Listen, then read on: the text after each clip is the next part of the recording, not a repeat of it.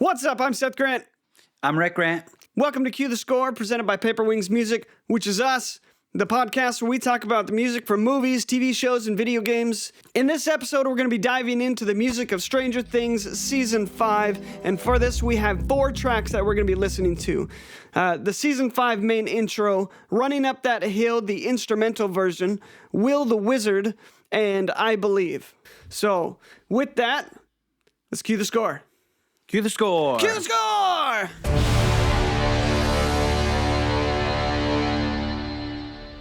So Kyle Dixon and Michael Steen are the dynamic duo behind the Stranger Things score. They're part of a synth band called Survive, and their background in that style really made them a perfect fit for this show. They were pretty much newcomers to scoring for TV when they started, but their work on Stranger Things just blew up and became iconic. They've got an amazing ability to blend that nostalgic 80s sound with something fresh and modern, which is really cool, and it's really become a huge part of the show's identity. Yeah, and Kyle Dixon and Michael Stein actually used a lot of vintage analog synths pulled straight from the 70s and 80s to really get that authentic sound.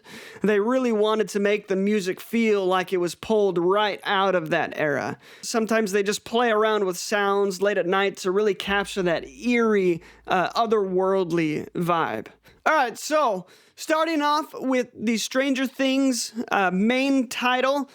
Each season, it changes very slightly, and so this is the Season 5 version of it.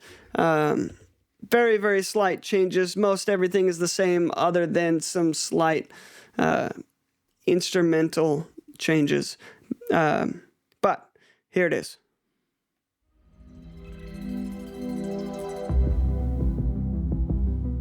Always gotta love that shimmer and that dum-dum-dum-dum. Mm-hmm. The synths are so good. The synths are so good. It's so good. You really got that analog synth arpeggio as that backbone that really carries us through. Mm-hmm. And like you said, they really went looking for like the original 80s kind of synths. Yeah. And you can just tell because it sounds like it's from that time. Yeah. It just has these warm, thick synth tones, the pulsing bass that really drives it. It's really kind of, you have this minimalist layering, and it really creates this really cool atmosphere that pulls you into this, the show's world. Yeah. And like you said, very atmospheric. It's such a mood setter, and it's not trying to be like a, I don't know, like a motif. Yeah. Because it's not really that. There's not really much of a melody other than following those do do do do do do do do do do do do do do do. But that's not necessarily a melody, you know. But just with all of that layered together, like you said, pretty minimally actually, and just having things in the background like, you know, just, it's really almost kind of hypnotic. Ooh, that's a good word. Money word. Hypnotic. That's totally true. It's very hypnotic, very fitting for this show, right? Yeah. Yeah, Super cool. There's nothing like this intro. This is iconic for sure. Yeah. Oh, I love it. I agree. love it. Very cool. All right, moving on to Running Up That Hill.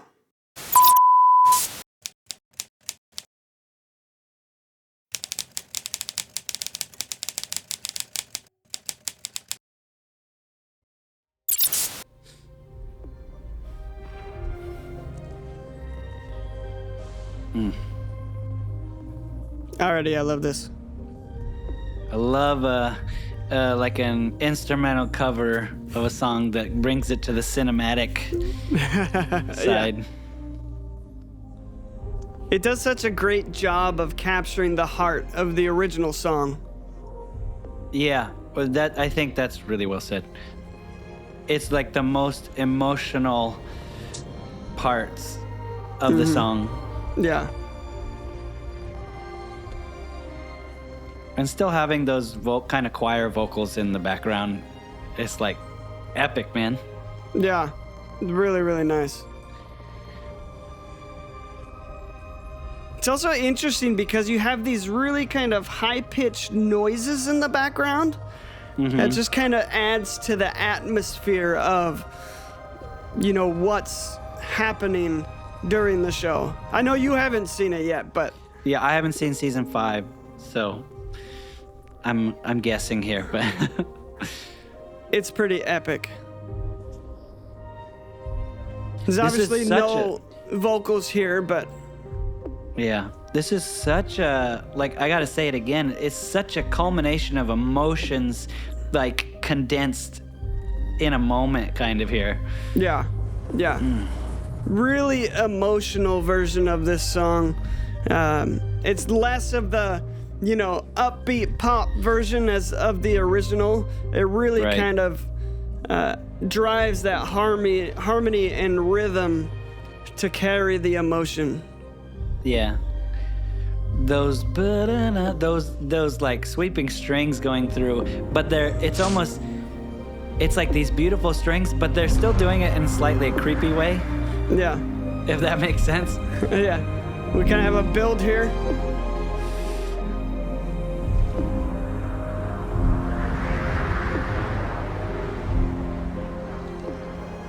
Some really nice sound design right there. We get those choir coming back in. Now more with the main melody. Yeah.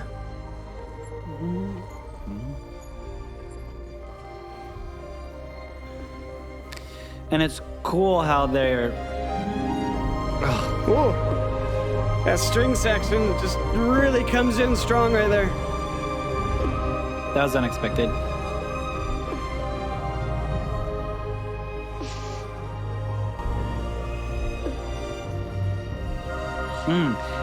It's really cool how they've used this as like a main theme and really scored it to what's going on.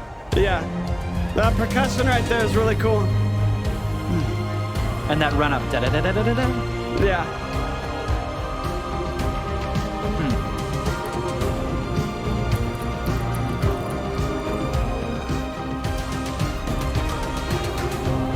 Oh, we get some lyrics coming back right there. Yeah, a lot of movement now.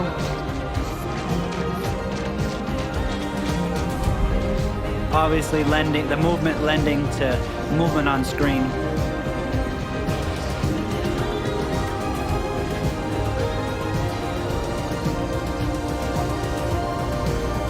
Man. Man, nice. So cool. I think that's really proof that rhythm can really carry that emotion. Really, really cool. Yeah, it's wild. Like I said, it's really cool how they really scored this song. They didn't just do a cover version that's identical in structure. They took the song and they let it ebb and they let it flow and they added bars and added little things in between to fill up the space for what you're seeing on screen, which is really cool that it started with like a band, pop song, Yeah. and they're able to turn that, which is the same thing in scoring when you like, okay, this is our main theme, but we need to change it depending on what's going on. Yeah. Really cool that they're able Yeah. to do that with a pop song. Yeah. Very true. Love it. Love it. Love it. So All right. Moving on to Will the Wizard. So if you've seen the show, you probably know exactly what this scene is without giving it away too much. This is kind of Will's moment in the season. That's all I'm going to say. Okay, good for me. I haven't seen it yet, so I was assuming this is a big Will moment. All right, here we go. Ooh. I love it. I love it. I love it. I love the synths in this already. this is interesting. If this is Will's moment, he's such a vulnerable character, but this sounds like he's got some resolve now. He's got some weight. I mean, he's been through a lot, right? Yeah. Yeah.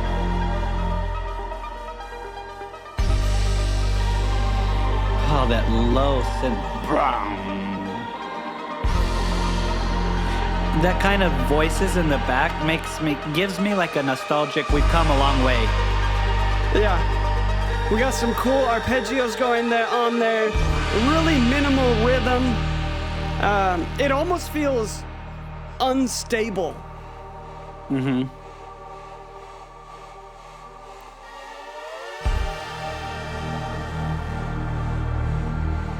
A little smoother now. Maybe like more contemplative right here.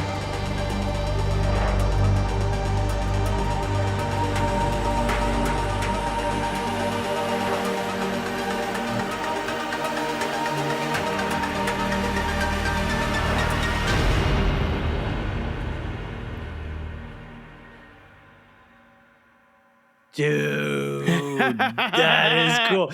That's my favorite so far. That's my favorite so It's far. so good. It's so good. I love this. I mean, it does so much, you know, with very little, and I love that.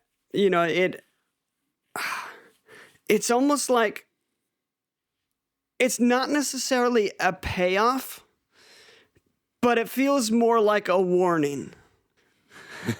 Almost like, I mean, you know, I don't. I know what happens. I know exactly what happens in this scene. So, but yeah, I'm getting that. I am getting a bit without seeing it. I am getting a bit of a payoff, but more like I get what you mean by like he's come this far and he has the like legs to stand on to now perhaps give such a warning like, bro, I'm the freaking wizard. I'm in my character. I'm in character right now. Yeah. D&D reference. Yeah, it's like you said, it's pretty short. It's a short song, but a lot packed in there. I feel like this is one of those songs that I feel like they have been able to incorporate his whole story arc culminating into this one piece.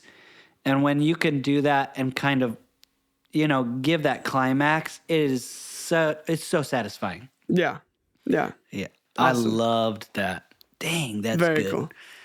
Also, by the way, Yeah. those low synth, like bass hits kind of burn. Yes. They have Oh like my a gosh. shh to them as well. And when it's called like Will the Wizard, like every time that happens, I feel like a spell has been just cast and there's that residual like, you Yeah. know? Yeah. So It's cool. sick. So very cool. All right.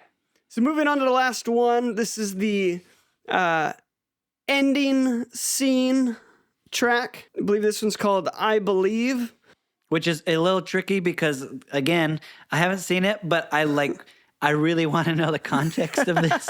But Oh no, you're gonna have to go watch I it know- now. yeah, and I haven't heard any of these. I didn't listen to any of these beforehand. So like, so the first ones, of course, some of the first ones I heard those songs in previous seasons, but now getting different versions, and now this one I have no context for. I have not heard it at all. Yeah.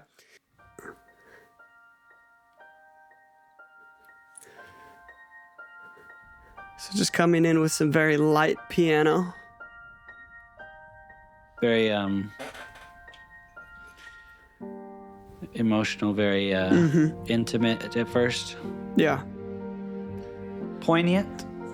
The interesting thing is this is really kind of a revised version of the kids' theme that we've heard throughout every season. But it's much more emotional. It feels much more reflective rather than triumphant. Ooh, There's that perfect theme right time for there. that synth to come in. Yeah. And that's And- where the theme of the kids' theme really comes in, is right there. I love that.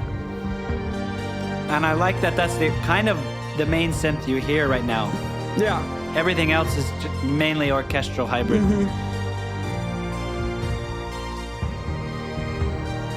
It really cuts through and gives that 80s vibe, bro. Yeah. It really carries a lot of weight.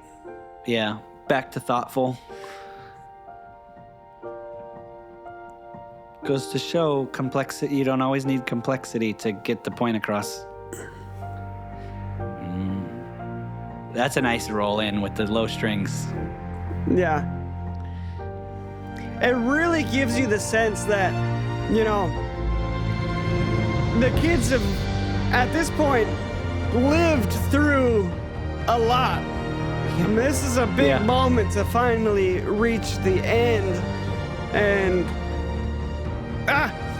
it's so hard to talk about it without giving anything away, but Yeah, I mean, just in their age, right? If you look at them in the first season and the last season, they're adults now, man. yeah.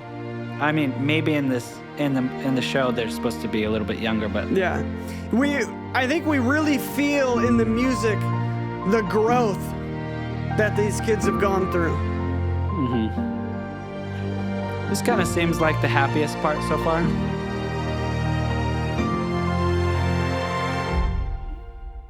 Oh, gotta love that. So cool. The ending is great too. Dang. Oh, Yeah, it's that's so an good. ending, bro. So good. The I'm music excited. is so good. I love the music of Stranger Things. I'm kind of a sucker for that old 80s retro synth music anyway. So kind of going back and listening to a lot of these hybrid stuff is just so cool to me. It's just so awesome. I absolutely love it. I think they did such an amazing job at having a clear musical identity that carries throughout, but B, like, it progresses and it changes and it resolves. You know, there's tension and release, and it really has such a full arc. Yeah. A lot of shows will like kind of reuse themes, but not in a way that it develops. Does that make sense? Yeah. And this one, I really feel like the music as well has gone through a bit of a journey and gives you that feeling by the end that you've come from here to here. You're in a new place now, you know? Yeah, very true. Yeah, and it's so good. We still get the same kind of synth vibe of the previous seasons, just with kind of more reflective and a more cohesive ending. Right. It really does a good job of tying everything that we've been through together. They did an amazing job on this. Absolutely phenomenal. Yeah. I'm excited to go watch it. All right, so thank you guys for tuning in. So the question we have to leave you with is, if you stripped the music out of Stranger Things and replaced it with something more traditional, do you think it would still have the same emotional, iconic impact that it does? Let us know in the comments below. We appreciate your engagement. It really helps us. Like, comment, subscribe. We'd love to hear your thoughts. And with that, cue the score. Cue the score!